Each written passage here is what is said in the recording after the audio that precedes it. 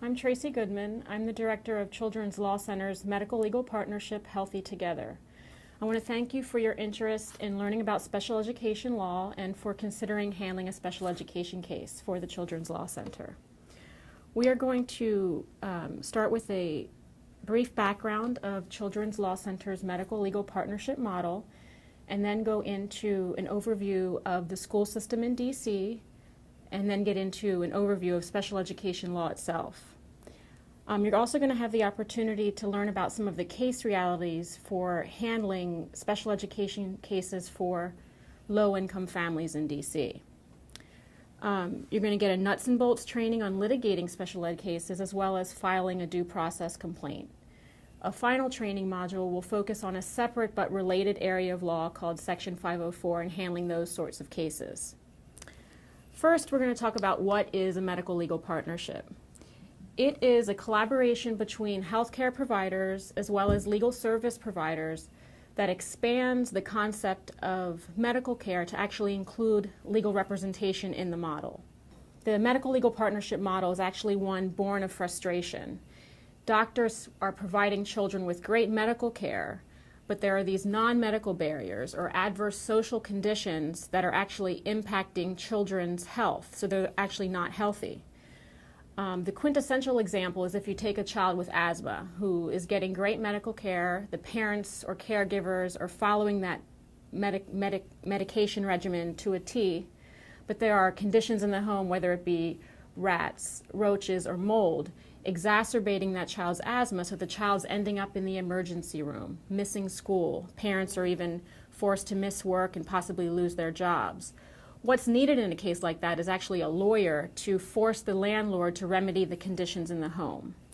And that's exactly what a medical legal partnership does. The same way that a doctor would refer a child with a heart murmur to a cardiologist, a doctor can refer a child to a lawyer if there's a legal problem that's actually affecting that child's health.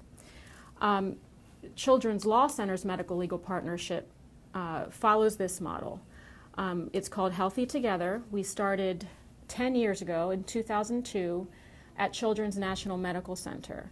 We actually started with one attorney at the main hospital, main site at Children's Hospital, and now we're 7 attorneys and 2 investigators. We are on site at 5 different locations throughout the city, affiliated with Children's National Medical Center as well as Mary Center, with whom we started partnering 2 years ago through a federal grant. One thing that has remained consistent over this past decade is that the #1 referral to our medical legal partnership are special education cases. And that is the main reason why there is such a community need for lawyers to handle special education cases. Low-income families in DC don't have enough money for rent, for food, for clothes, for just day-to-day living. They're not going to have enough money to pay for an attorney to handle a special education case. And so that's why there is such a critical need for pro bono attorneys to handle these matters. In addition to filling a community need, these cases really give lawyers an opportunity to work with families and schools and the community. So you'll get to interact with teachers, principals, other school staff, medical professionals.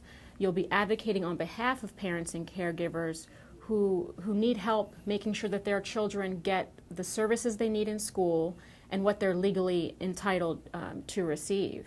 In addition, these cases really give you an opportunity to have hands-on lawyering and a lot of client interaction.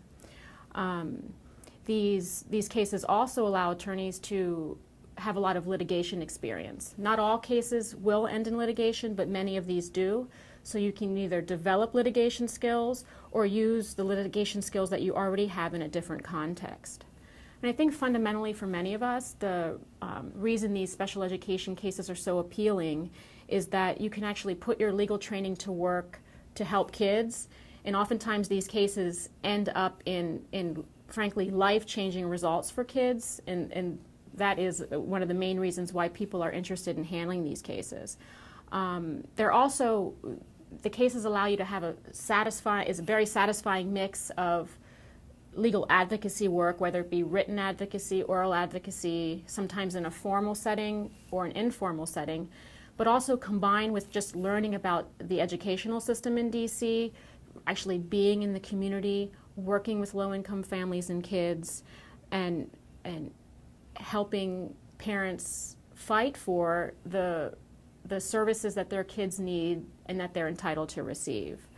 So I want to thank you for your interest in learning about special education law and considering handling one of our cases. Thank you.